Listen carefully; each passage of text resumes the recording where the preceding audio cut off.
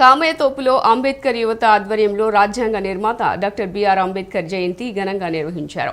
జై భీమ్ నినాదాలతో అంబేద్కర్ చిత్రపటాన్ని వాహనంపై కామయ్యతోపు, కానూరు ప్రాంతాల్లో ఊరేగించారు.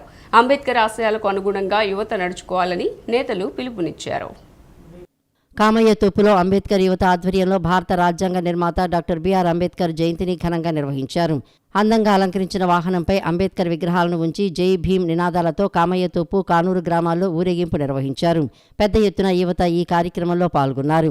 ఈ సందర్భంగా మాల మహానాడు ఉపాధ్యక్షులు కొక్కిరిగడ్డ జాన్ బాబు, పిల్లి గోపీలు మాట్లాడుతూ డాక్టర్ అంబేద్కర్ భారతదేశానికి అత్యున్నతమైన కానుక అయిన రాజ్యాంగాన్ని అందించారని కొనియాడారు. సామాజిక న్యాయం, సమానత్వం, స్వేచ్ఛ వంటి విలువలను బలపరిచారని అన్నారు. ఆయన్ను స్మరించుకోవడం అంటే కేవలం జయంతి జరుపుకోవడం కాదు, ఆయన ఆశయాలకు అనుగుణంగా పనిచేయాలని సూచించారు. అంబేద్కర్ ఆశయాలను నేటి యువత పాటించాలని పిలుపునిచ్చారు. ఇట్లాగా గత 10 సంవత్సరాల నుంచి ఇంకా గొప్పగా ఘనంగా జరుగుతుంది. ఇది ఏ పార్టీలకి సంబంధం లేకుండా, ఏ పార్టీలకి అతీతంగా జరుగుతూ ఉంటుంది. తర్వాత రాజ్యాంగంలో ఆయన రచనల్లో అంబేద్కర్ గారు ఏమన్నారంటే, రాజ్యాంగం ఎప్పుడైతే తప్పుదోవ పట్టిందని నిరూపించగలుగుతారో మొదట రాజ్యాంగాన్ని కాల్చేది నేనే అని చెప్తున్నారు.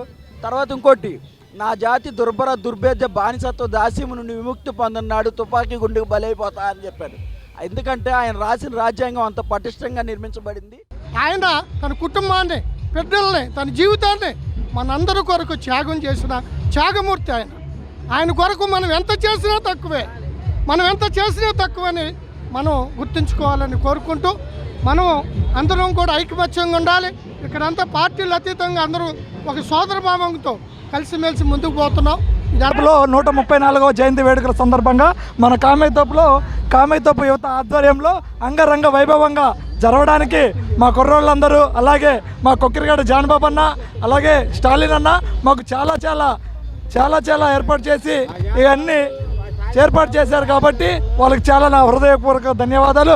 అలాగే మేము ఇలాంటి పుట్టినరోజులు మరి ఎన్నో జరుపుకోవాలని, అలాగే వర్ధంతులు కూడా జరుపుకోవాలని మేము మనస్ఫూర్తిగా కోరుకున్నాము. అందరికీ జై భీమ్.